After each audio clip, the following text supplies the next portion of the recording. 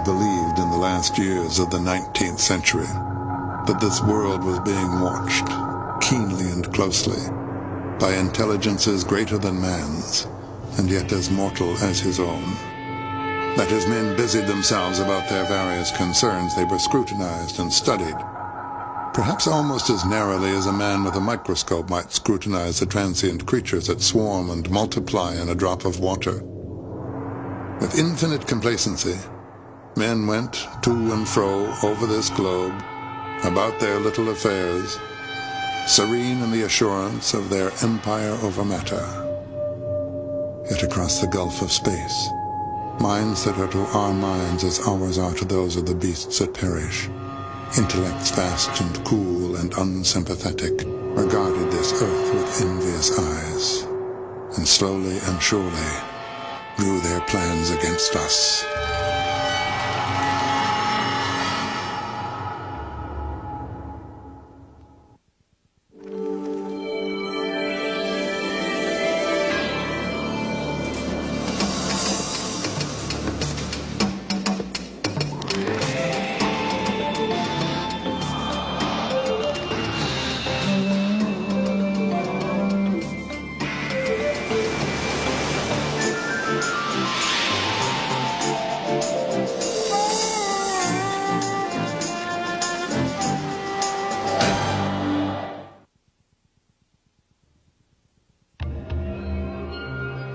The War of the Worlds may be the most widely read science fiction story ever written. It was first published in 1897 as a serial in Pearson's magazine, and in book form in 1898. It has not been out of print since then, with new editions appearing regularly on bookshelves around the world. And it has inspired some dramatic variations on the theme. A bulletin is handed me. Martian cylinders are falling all over the country. 40 years after The War of the Worlds was published, that radio play from the novel terrified thousands of Americans. And movies made from this and other books by Wells reached an even wider audience. He inspired a whole new category of fiction: science fiction.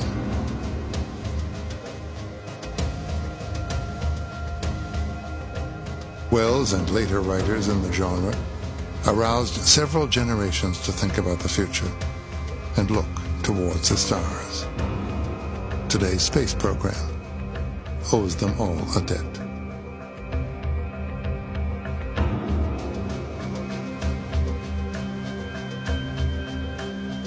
Wells was not the first to imagine life from other planets, but the realism with which he described his Martians made it seem that way. It had, for me, the kind of quality that I think later Spielberg and Lucas picked up in some of their work. The giant machines, which felt to me in reading very awkward. And I found it primitive in that respect, but at the same time awesome. Maybe for the very same reason, because they were so clunky, mechanical, and yet were able to function. The novel follows a hero as he evades death at the hands of those invading creatures. The hero, who is never named, watches as they destroy his land, his countrymen, his world. These superior beings, behaving much as man has behaved, begin their remorseless massacre of civilization.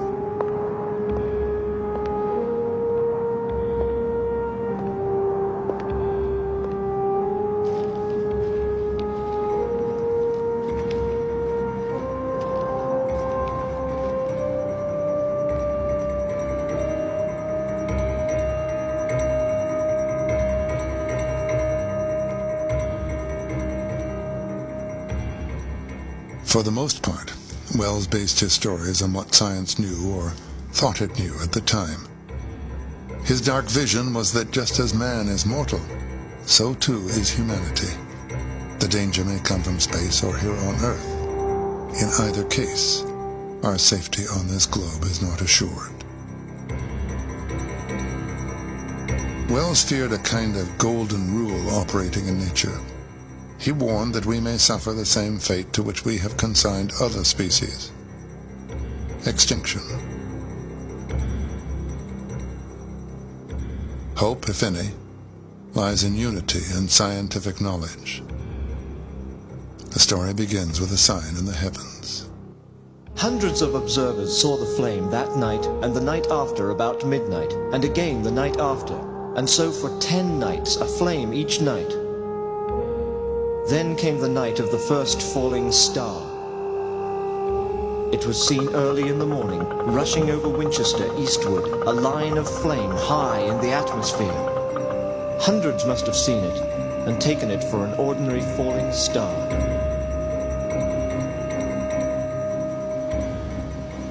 "30 miles from London, near the town of Woking, a great cylinder crashes to the ground.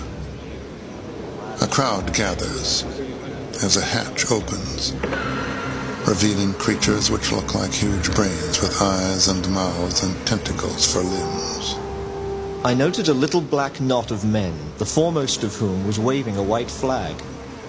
This was the deputation.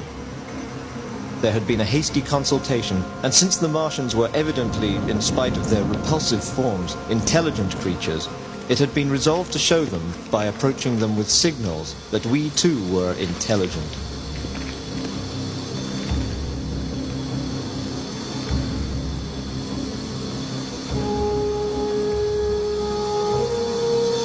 Slowly, a humped shape rose out of the pit, and the ghost of a beam of light seemed to flicker out from it.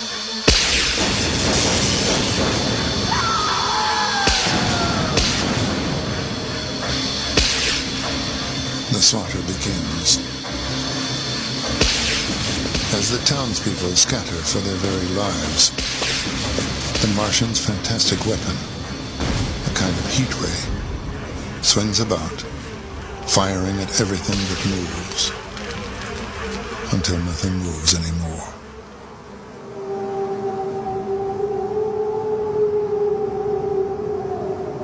Suddenly, like a thing falling upon me from without, came fear. I ran, weeping silently, as a child might do.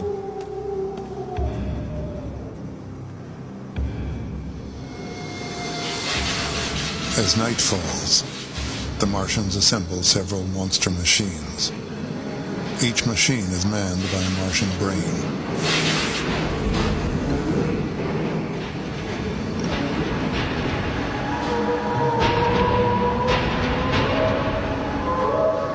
They begin to burn and blast their way through Woking and other towns in the direction of London.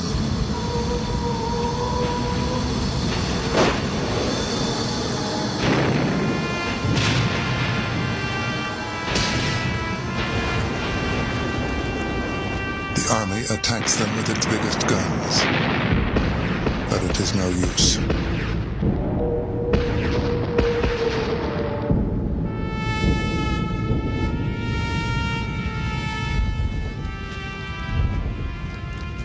It seems clear now that all humanity is doomed. War of the Worlds could be read, and was read, as being a parable about the possible German invasion of England. I think some other people thought of it as perhaps the British Empire was coming to an end, the frontier had closed off in North America. Where's the next frontier? It's going to be in outer space, but what if somebody is already there? There was a kind of sadness in the gay 90s. A sense of endings was in the air. End of the century, end of Victorian England. The old was dying, but the new was being born, and it was an exciting time to be alive, especially if you were young and brilliant and in London. And the young H.G. was all of that, and he seems to have copied the contradictions of the age onto his very soul.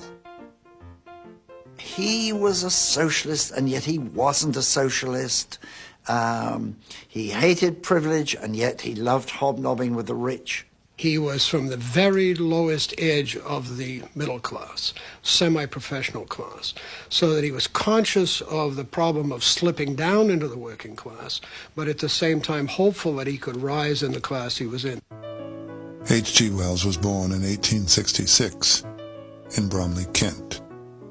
His mother was a maid, and his father a shopkeeper. No literary influence there. In fact, his career owed a lot to a childhood accident. He broke his leg. He, at 8 years old, with a broken leg, sitting on the couch for about 4.5 months, read every single day of his life, all that time. And it was that reading and the breadth of the reading and the scientific nature of some of it that I think drove him in the way he was going. He began writing little stories when he was about 8 or 9 years old. And in fact, 1 or 2 of them still exist. They were strip cartoons with a text. One called The Desert Daisy has been reproduced since his death by the University of Illinois. In school, young Herbert George was recognized as extremely bright, and he won a scholarship to the Normal School of Science in London. He taught biology, briefly, but writing was his passion. From the time he started writing, he continued to write in one form or another throughout. Much of the stuff is not published or publishable, but he's working on the time machine by the time he's 18 and writing fairly seriously in about science and education right from the beginning. Wells produced an enormous volume of work in his lifetime. 156 books of fiction, philosophical essays, and political tracts, and countless articles. He wrote more words than Shakespeare and Dickens combined. Now, the quality of this output was uneven, but even in his less successful works, Wells showed a unique power of vision. He could see the likely results of scientific findings and new technologies decades into the future. In 1902, he saw the coming of the suburbs and long-distance commuting, and he predicted new kinds of warfare. Ironclad road fighting machines may perhaps play a considerable part. Aeroplanes will sweep down upon the adversary's rear and will drop explosives and incendiary matters upon them.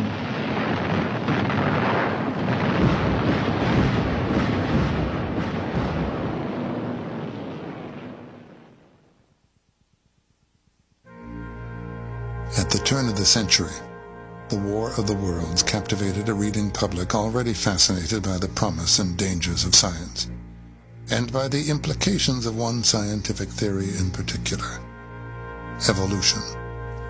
Wells shared and exploited the unease Darwin's theory had created. His Martians, in fact, were evolution's product. We men are just in the beginning of the evolution that the Martians have worked out. They have become practically mere brains, wearing bodies according to their needs, just as men wear suits of clothes and take a bicycle in a hurry or an umbrella in the wet. Wells doesn't take sides between the Londoners and the Martians, because part of his marvelous argument is that in time we might evolve to be like the Martians. The Martians, he says, owing to the conditions that they endure on Mars, have evolved from creatures much like us. And after the description of how horrible the Martians are, this is what you get to learn, that it could be us. Or it could be the end of us. Wells is very heavily influenced by Darwin. Wells believed that human beings, Homo sapiens, in the 1890s were at the apex of their rule of the world and very probably would be thrown down by some other species to come. Evolution was a theory widely misused then and later. It seemed to justify everything from colonialism to ideas of supermen and master races. Natural selection became survival of the fittest, which in turn became survival of the strongest, most cruel and ruthless. There was a dark side to evolutionary theory which also cast its shadow on H.G. Wells. Wells wrote a lot that was wrong and that was bad. He did a lot that was wrong and that was bad. He said a lot that was wrong and was bad, and it hasn't been recorded in previous biographies. Michael Coren's book is a critical biography in the harshest sense of that word. One might even call it attack biography. Coren is not fond of his subject. I was trying to put the record straight. As a writer, he was a social engineer, so he put forward views and ideas that didn't make the Holocaust possible, didn't make the Khmer Rouge or Mao or Stalin possible, but it gave a sort of intellectual veneer to those ideas. In 1902, Wells published a book of predictions entitled Anticipations. That book showed his gift as a prophet. It also embodied those contradictions in his character that prompt debate to this day. Writing in the final chapter of Anticipations, he predicts a new elite of engineers and scientists who will administer a new utopia, encourage the procreation of what is fine and efficient and beautiful in humanity, and weed out undesirable types. And the method that nature has followed hitherto in the shaping of the world, whereby weakness was prevented from propagating weakness, the method that must in some cases still be called in to the help of man, is death, the merciful obliteration of weak and silly and pointless things.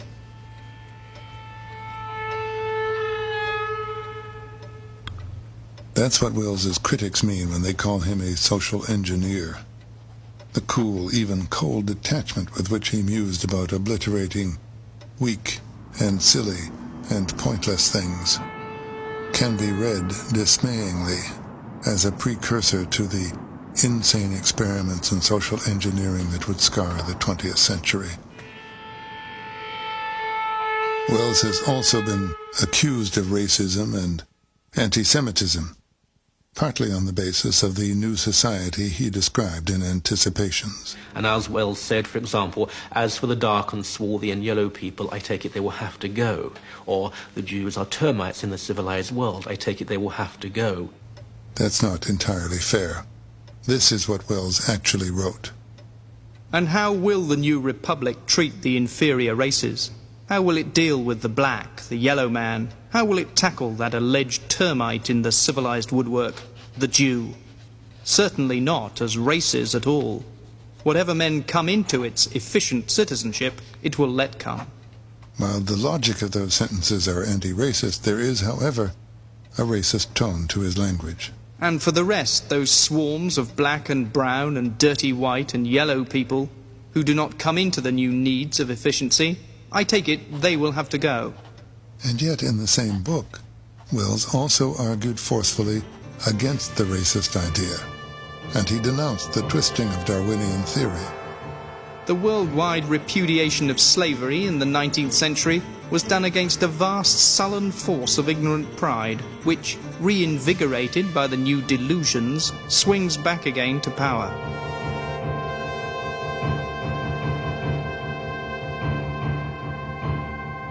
As a rising young literary star, Wells was invited to join the Fabian Society, a socialist group which included playwright George Bernard Shaw and other intellectuals of the day. But Wells was a socialist full of contradictions.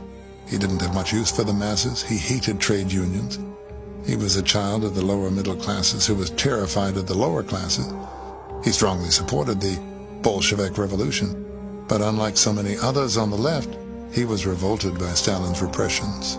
Yes, he went and saw Stalin. He was much more critical of the Stalin regime than almost any of the other leading critics from the left in this country, certainly much more than Bernard Shaw and Sidney Webb, who went there and wrote highly favorable views about Stalin. Michael Foot, the former leader of Britain's Labour Party, knew Wells personally and is pained by suggestions that he supported social engineering, Soviet style. Indeed, when he went to see Lenin, Lenin denounced him ferociously as a ridiculous little bourgeois or something of that sort. But, of course, what Wells wrote about Russia in the shadows at that time, considering at the moment when it was written, it was I don't say a fully prophetic book, and some things that he said were right and some things that were wrong, but what he said were the genuine judgments of a liberal mind. a satirical aside in the philosophical fantasy, A Modern Utopia, foresaw in 1905 the genocide practiced by the Nazis. Furthermore, this man, accused of racism and social engineering, also was a lifelong libertarian and the principal author of an idea called the Universal Rights of Man, that later was enshrined as the Universal Declaration of Human Rights. It came from the War Aims campaign of 1939. It had been translated into about 40 or 50 languages and circulated around the world for commentary. Wells thought this should be part of the United Nations organization, and Eleanor Roosevelt proposed it in a modified form, somewhat modified, not much, and it was adopted and is part of the Charter, the Universal Declaration, which was Wells's originally, is part of the UN Charter.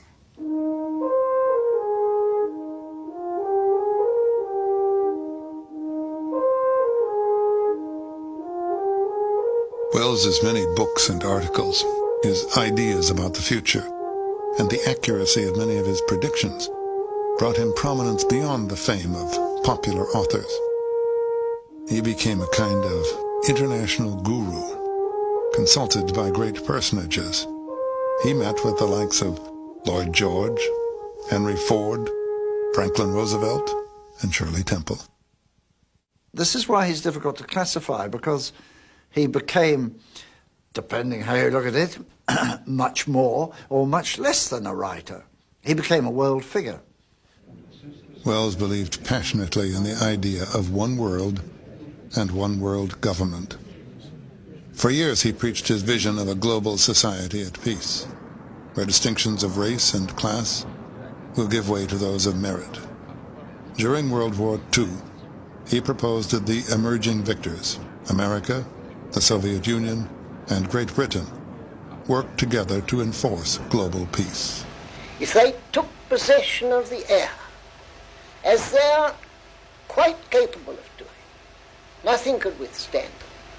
They could take the air out of politics, out of international affairs, and lay the foundations for a world peace that would endure forever. That wasn't quite what happened, of course. Wells's fellow human beings seemed as ill-suited to peaceful cooperation as his fictional Martians, and they had come to conquer. During the Martian invasion, the hero figures the safest place to be is in the aliens' ruined wake. He follows their machines toward London, passing through miles of devastation on the way. He meets another survivor, the curate of a local church, and they continue together. The two men take shelter for the night in a deserted house. Suddenly the house caves in, hit by the crash landing of a Martian spaceship. The two men survive, but are trapped, and through an opening in a crushed wall, they witness the Martians' dietary habits. They did not eat, much less digest. They took the fresh, living blood of other creatures and injected it into their own veins.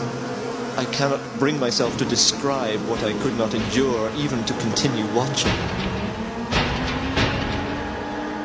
The bare idea of this is no doubt horribly repulsive to us, but at the same time I think that we should remember how repulsive our carnivorous habits would seem to an intelligent rabbit.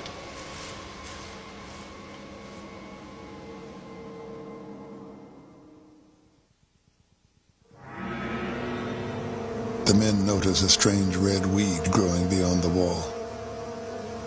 Apparently something the Martians brought with them. Trapped for 2 weeks in that ruined house, they begin to learn more about this new species come to dominate the future.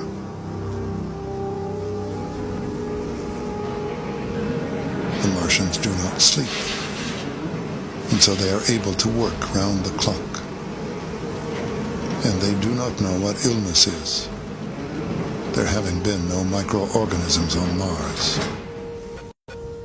In the next place, under as it seems in a sexual world, Martians were absolutely without sex. and therefore without any of the tumultuous emotions that arise from that difference among men.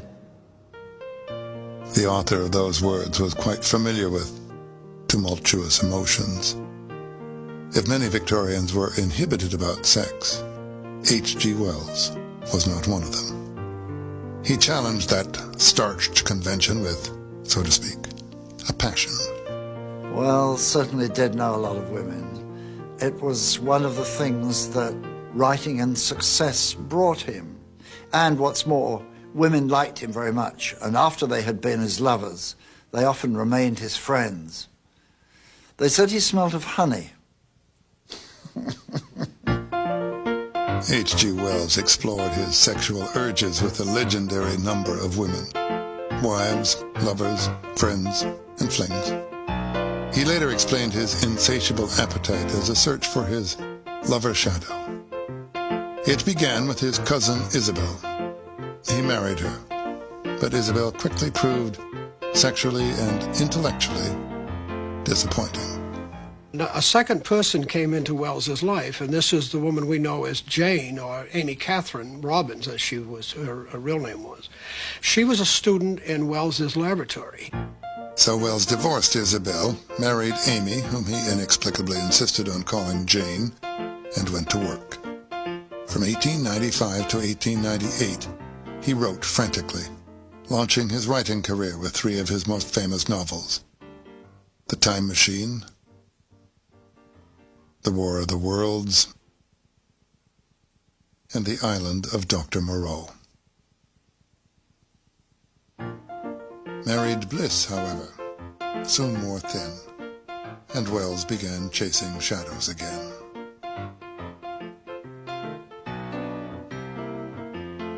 By all accounts, Jane knew of his affairs and accepted them. There's one occasion when 2 mistresses, 2 rival mistresses, went to see H.G. Wells' wife and said, "I want to be your husband's lover. No, I want to be your husband's lover." And she had to judge, Solomon-like if you like, who would be her husband's lover. It was a turn-of-the-century soap opera. Was this man, who loved so many women, a feminist or a rogue, a free spirit or a rake? A number of his lovers were impressive, dynamic women. They admired him. They bore him children. They kept in touch with him long after their affairs ended.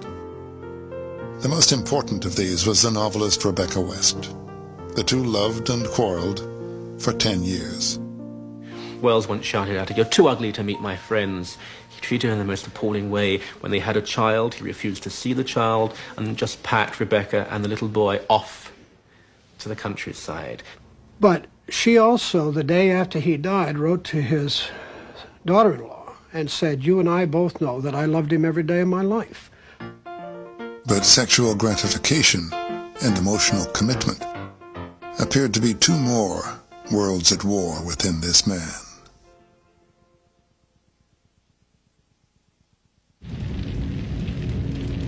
In the War of the Worlds, more than people and buildings are destroyed. Institutions, too, are leveled. Organized religion takes a direct hit through the person of the curate. Under severe stress, the curate loses his nerve and finally his mind. He begins to rant loudly, forcing on the hero a grim necessity.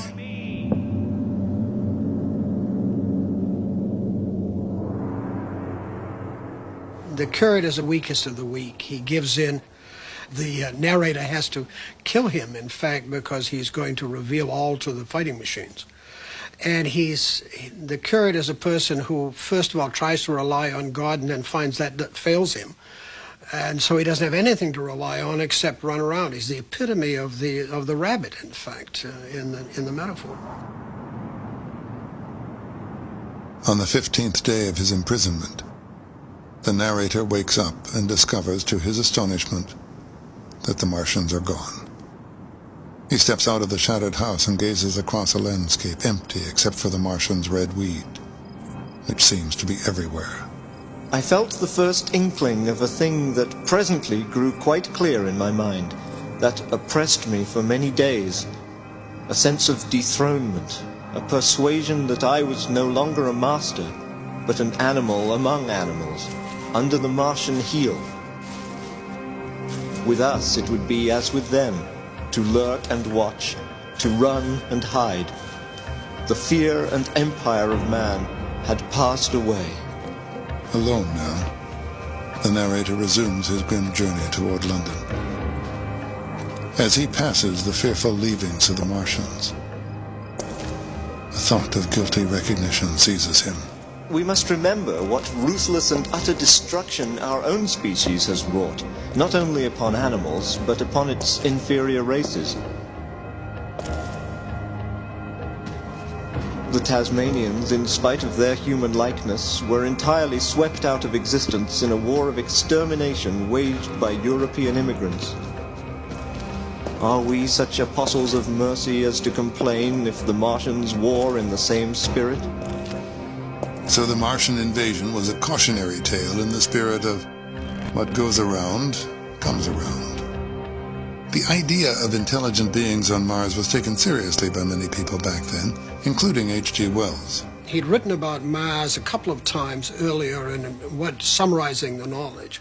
But in addition, this was a time period when a great many people in England are interested in visitors from outer space, the possibility of visitors from outer space. In 1877, the Italian astronomer Giovanni Schiaparelli saw what he took to be waterways on Mars. He called them canali, which is Italian for channels. The word was mistranslated, however, to read canals.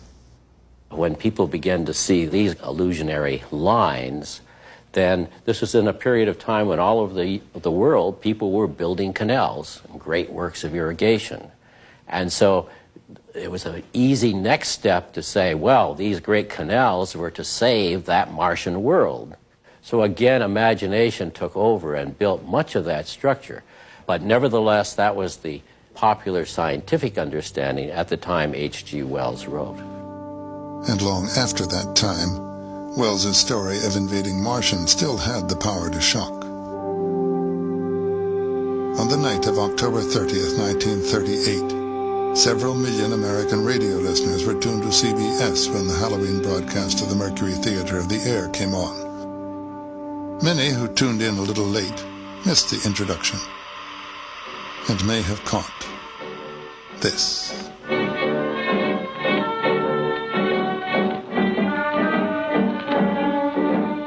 Ladies and gentlemen, here is the latest bulletin from the Intercontinental Radio News. Professor Morse of Macmillan University reports observing a total of 3 explosions on the planet Mars between the hours of 7:45 p.m. and 9:20 p.m. Eastern Standard Time. The story unfolded in the form of a series of special radio bulletins.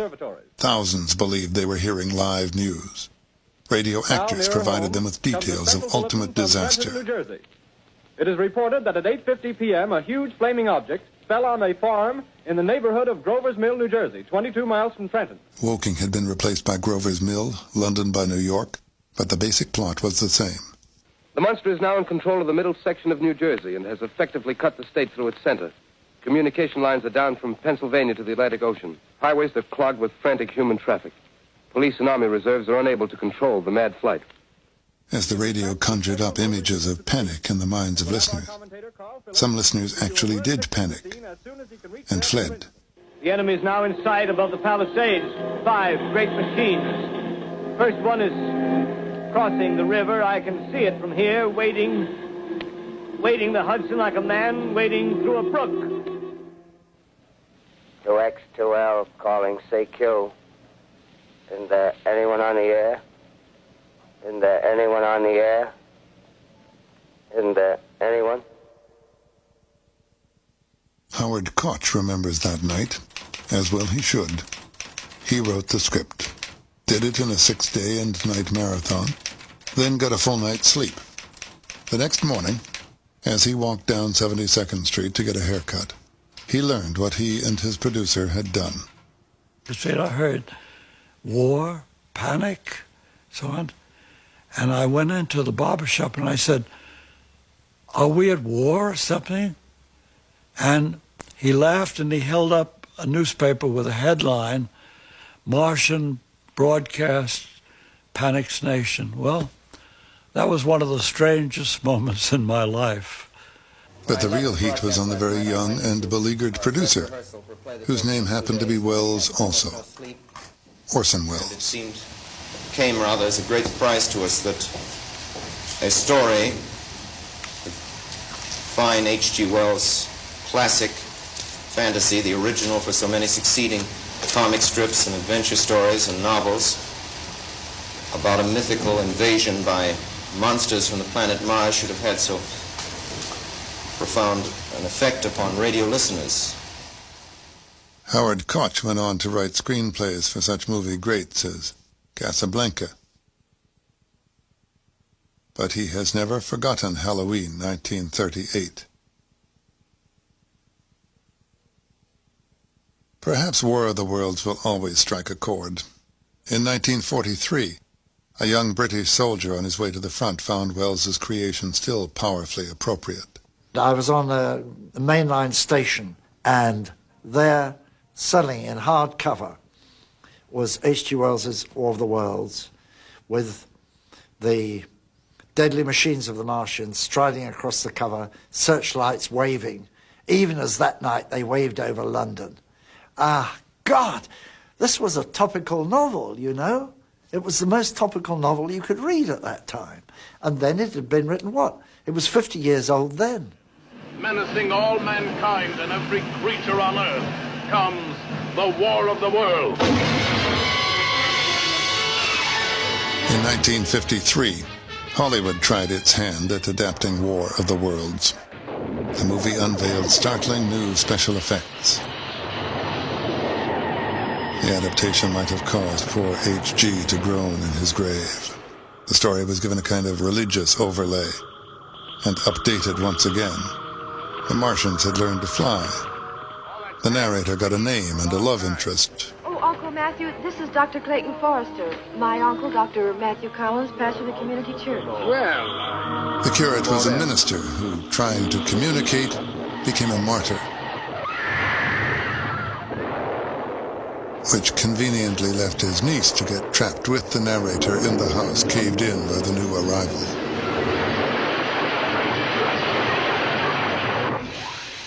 The Martians did come to the same end as in the book, almost. We were all praying for a miracle. It's just that this time, it was an act of God.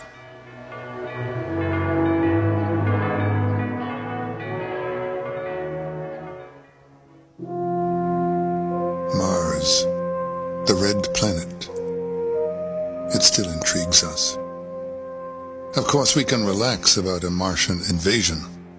We've been taking close-up pictures of Mars since 1965, and we haven't spotted a launching pad yet.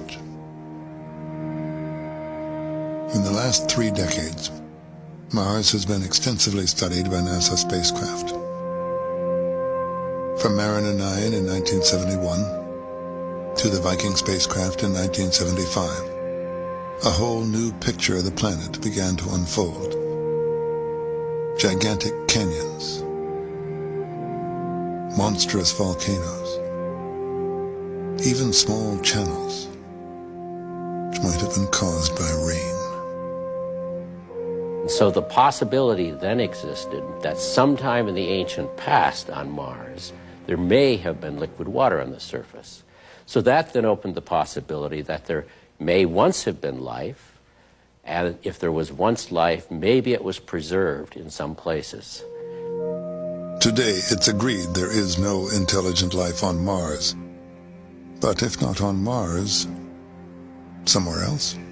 For several years, NASA operated a program called SETI, Search for Extraterrestrial Intelligence, with massive radio telescopes scanning deep space frequencies in hopes of finding manufactured signals. Now, private money continues the effort. But what would those intelligences be like if we found them? Or if they found us? Science fiction people have imagined some pretty wild alternatives.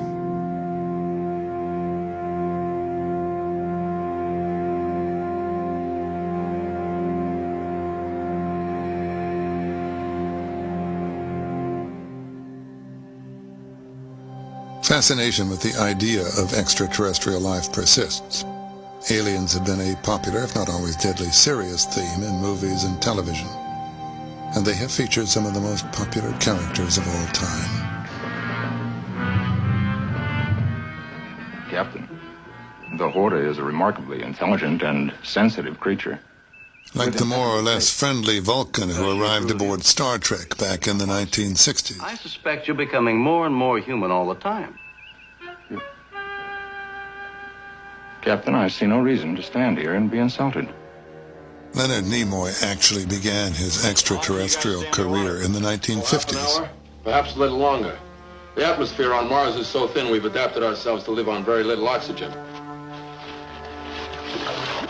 My first work as an alien was, I believe, 1951, over 40 years ago, in what was known as a Saturday serial.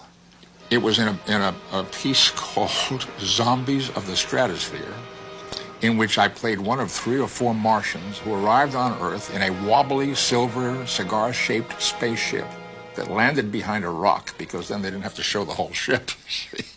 And we got off of this ship carrying weapons that looked to me like 38 caliber revolvers.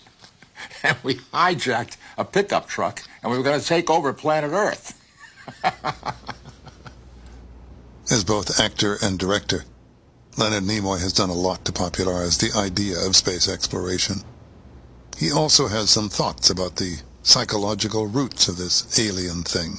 There was a movie in which I had a very small role in, I think, the early 50s called Them, also about alien creatures. In this case, they were mutations. They were ants that had mutated into these giant creatures.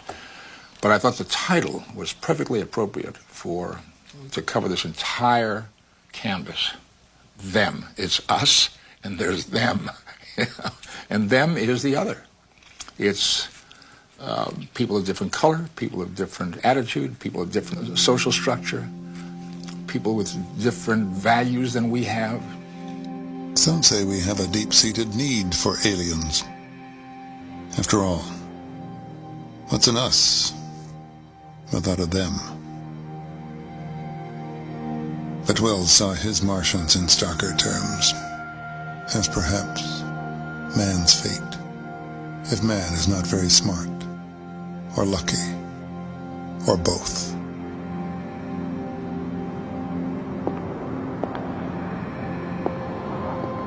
As the hero continues his journey, he sees that the Martians have shifted from the use of heat rays to a form of poison gas, which at least preserves the architecture. And something is happening to the red weed. It seems to be dying, probably from a mold or some other plant pest. Now, as he makes his way deeper into the city of London,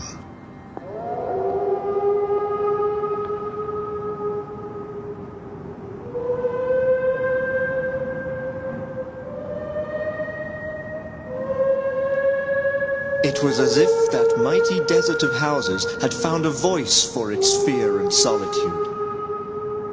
I turned northwards, marveling toward the iron gates of Hyde Park. I had half a mind to break into the Natural History Museum and make my way up to the summits of the towers in order to see across the park, but I decided to keep to the ground.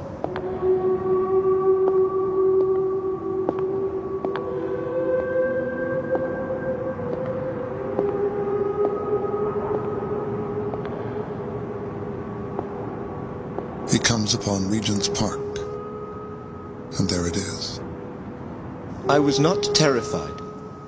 I came upon him as if it were a matter of course. I watched him for some time, but he did not move. A second monster lies by the zoological gardens. The hero continues walking, with some purpose now, past the park.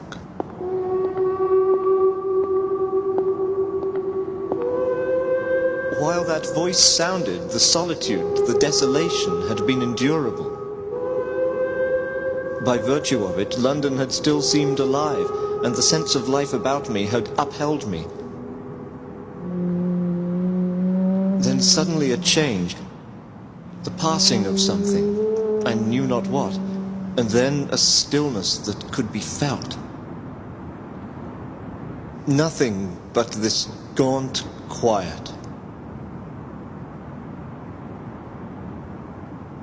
Moving on, he finally sees the curve of Primrose Hill, and on its crest, a third Martian.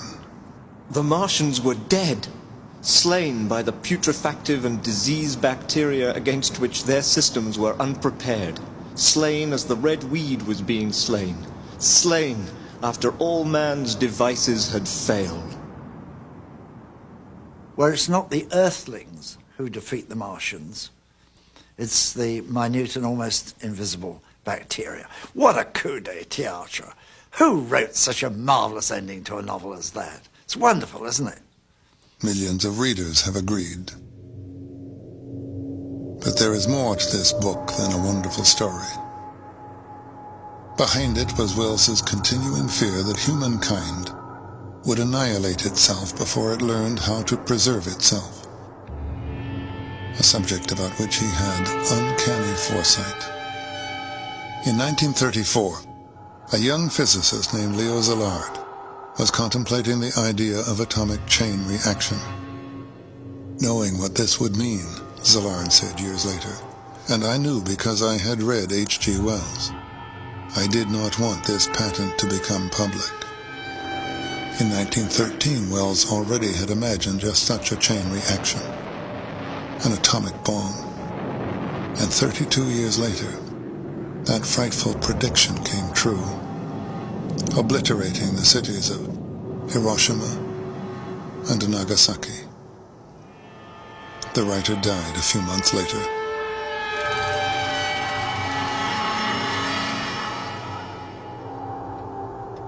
The character of H.G. Wells is the subject of continuing debate, but his importance as a writer and a thinker is not. The New York Times called him the greatest public teacher of his time, and the durability of his stature is conceded even by his bitterest critic today. Don't be put off because he was a bad man and he wrote things that can be very damaging. He was also one of the finest writers of the century. The War of the Worlds is a book of consummate standing. Wells was without any doubt a great writer. I think he would be seen as one of the greats. I'd say one of the 20 greats in the English language. The struggle between good and evil in mankind. Glorious future versus none at all. Such are the elements that do battle in a little book published almost a century ago by an enigmatic, contradictory man at war with himself, but a man whose vision embraced the future of the human race. And when the slow cooling of the sun makes this earth uninhabitable, as at last it must do, it may be that the thread of life that has begun here will have streamed out and caught our sister planet in its toils.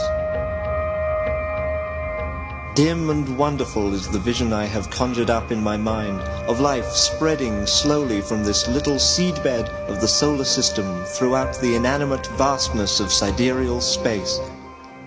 But that is a remote dream. It may be, on the other hand, that the destruction of the Martians is only a reprieve. To them, and not to us, perhaps, is the future ordained.